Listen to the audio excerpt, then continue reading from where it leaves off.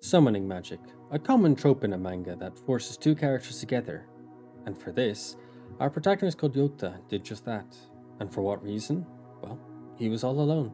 What he ended up summoning, however, was a crying girl with dragon wings and a horn, who allegedly was a supremely evil dragon, and he just broke her seal.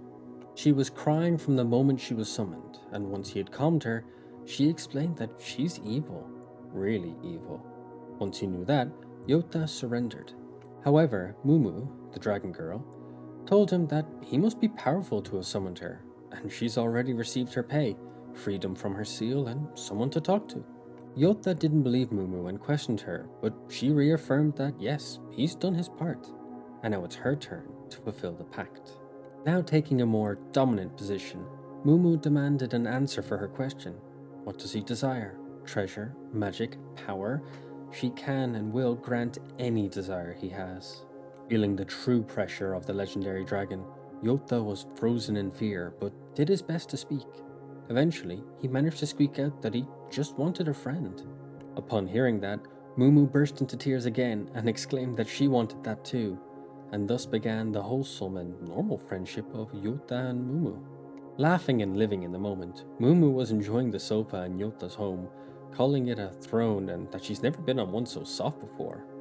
Youta watched Mumu enjoying herself and happily smiled to himself about her having just so much fun. Youta then began to talk about how he never thought he could summon such a powerful monster when he's been called a failure all his life. Mumu, however, feeling rather smug, told him not to get so cocky yet. Mumu then explained that he didn't summon her real form, but just a part of her. Youta inquired further, and Mumu explained that her original body is now just an empty husk.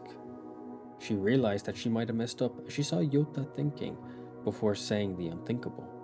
Youta unintentionally called out Mumu, saying that she doesn't have any power right now in this form. Mumu, horrified, froze before snapping back at Youta, calling him insolent. Mumu then fell to her knees and apologized, begging for forgiveness since she's been lying to him about how powerful she was and is right now. But Youta seemed to be more concerned than angry. Youta explained that he was worried for Mumu since she lied to him and he had heard that it can hurt a summoned monster if they lied to the summoner. Not believing her ears, Mumu asked if he hated her, but he straight out told her that no, he doesn't hate her. Holding Mumu's hand gently, Youta told her that of course he didn't hate her, she's his friend. As Mumu half-heartedly asked if he was sure about that, Youta could only think that his friend seemed to be a big crybaby. Mumu, having forgotten Yota's name, asked for it again. After hearing it, Mumu repeated it twice before telling Youta to listen carefully as she was about to reveal her name to him. With smug expression on her face, Mumu gave Youta her name. Upon hearing it, both were quiet as an awkward vibe filled the room. In an attempt to clear the air, Youta nervously said Mumu's name. Mumu blushed and fidgeted like an innocent maiden, loving the fact that Youta had called Mumu by her true name. Nervously, Mumu told Youta that they are friends so he can use her name without honorifics. Youta blushed at the thought, but carefully said Mumu's name again, but this time without the honorifics. As soon as he heard it, Mumu's tail wagged up and down like a dog. Mumu, confidence entering her very soul, told Youta that he is a privileged man since he was able to call the famous dragon by her name without honorifics when no one else could. Filling with more emotion, more passion, Mumu mentioned that humans are greedy, so does he want more honor than what he already has? Mumu had manipulated Youta into giving her head pats, while still attempting to maintain the facade that this was a shameful thing for her. However, as Youta said he would stop, Mumu pleaded with him not to, making him realize that she was just kinda like a dog. As the friendship between Youta and Mumu continued to grow, he began to notice something. Everywhere he went and everything he did, he was shadowed by Mumu, not leaving his side for even a second. Youta asked Mumu if she'd liked following him around, and she admitted that she did, but as it continued, it seemed more like a puppy following their owner. Later on, Mumu laughed, exclaiming that humans are inconvenient creatures, having to sleep, eat, and use the restroom. Mumu explained to Youta that she is a perfect being, so she needs none of those things. Youta tiredly told Mumu that she is amazing, which she agreed to with a smug tone. That night, to Yota's surprise, Mumu came to him and asked if she could sleep with him. All the while, she was cuddling her tail like a plushie. Youta questioned why she was here since she doesn't need sleep, but Mumu had a good explanation.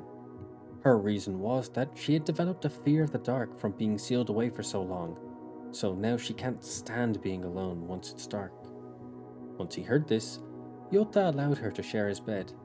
However, rather than being just in the bed with him, Mumu clung tight to Youta, even wrapping her tail around him. Mumu told him to just ignore her and sleep, but Youta realized that he wouldn't be able to sleep at all at this rate. The next day, Mumu was once again clinging onto Youta as she begged him not to abandon her. Youta yelled back that he wasn't about to abandon her but was heading out to do some well-needed shopping. Mumu tried to warn Youta that the outside was dangerous and he shouldn't leave, but instead, Youta actually invited Mumu to join him. Once outside, Mumu was terrified. Youta asked if Mumu was okay, and she told him that she was, despite the trembling that said otherwise. Then Mumu spotted an enemy, but it was really just a granny that lived nearby. Even though Youta said that, Mumu said that she can take the granny on, beat them even. The granny greeted Youta before noticing Mumu. Getting closer, she pet Mumu's head, called her cute, and offered her a treat, completely taking her off guard in the best kind of way. After the granny left, Mumu asked Youta if this really was the world she left. After all, it's all so different, at least from what she once knew. Youta confessed that he didn't know for sure, but the world she lives in now is probably less scary than she believed.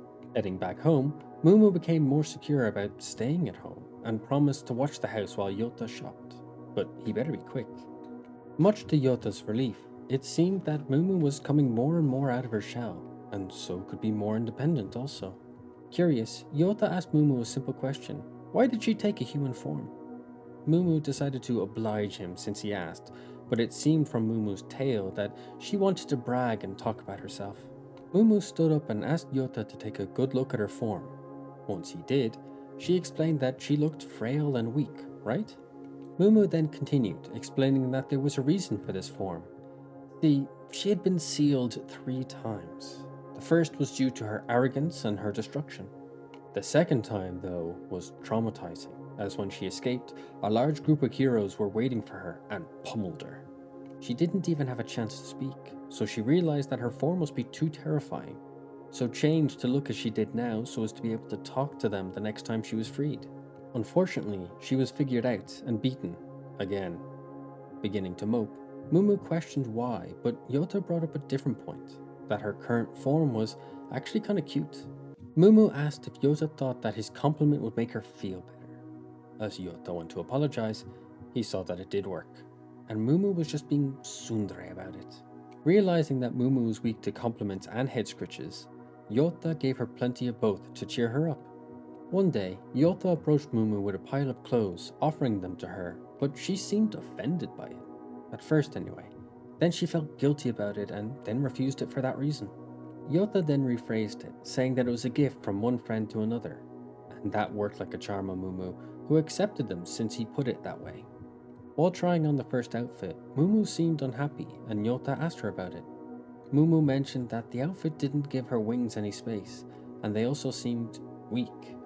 It was the second comment that caught Yota's attention.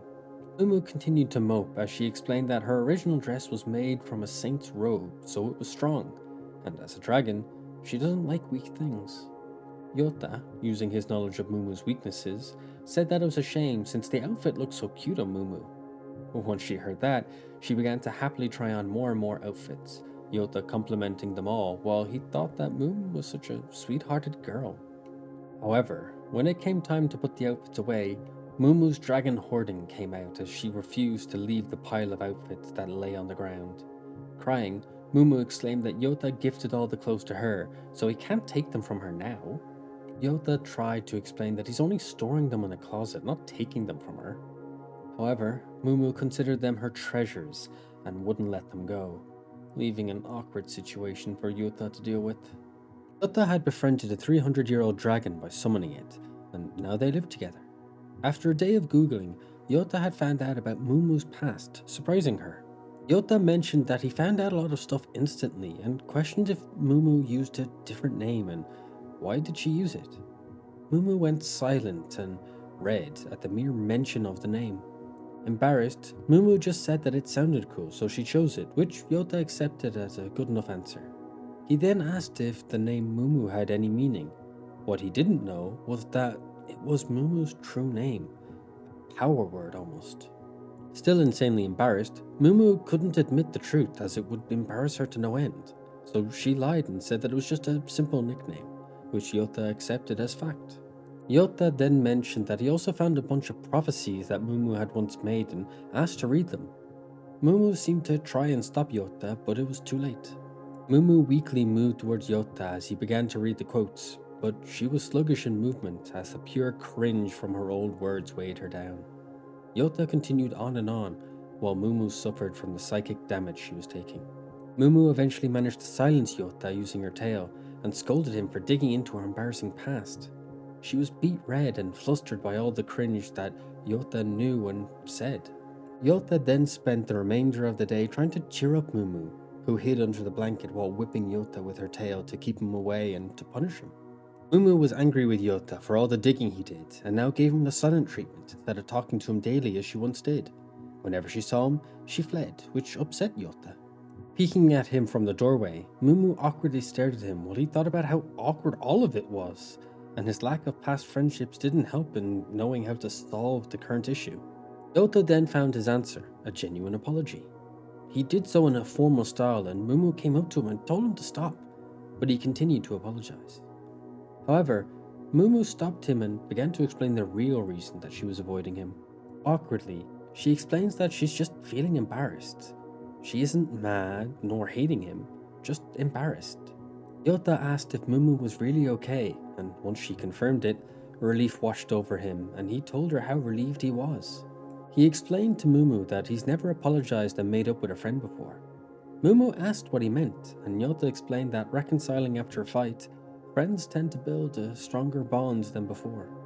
Hearing that, Mumu barely contained the smile that would have split her face clean in two. Trying to hide her joy, she told him that she understood what he meant.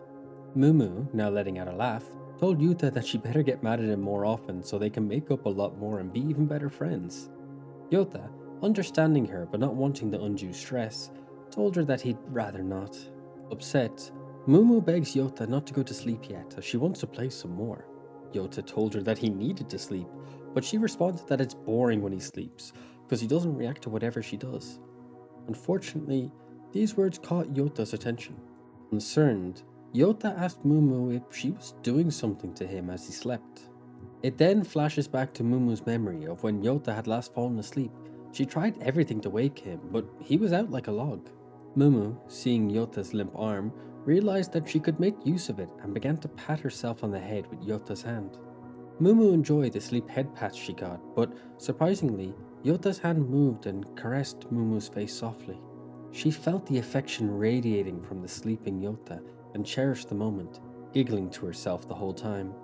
Mumu, recalling all that happened, went red in the face from embarrassment.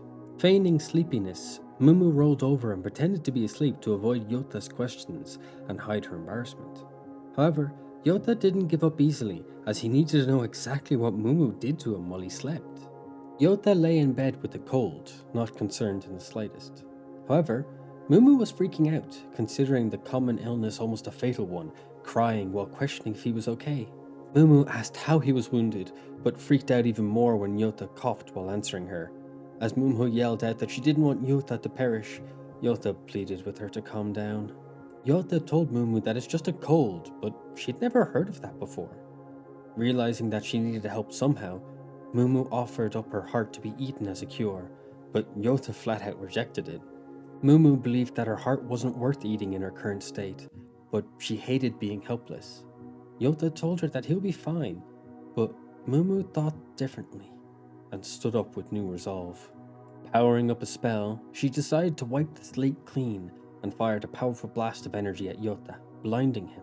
In the fresh darkness, Mumu called out to Youta, asking how he felt. Sitting up and realizing that Mumu cast a healing spell, Youta checked himself for injuries while Mumu asked again if he was cured.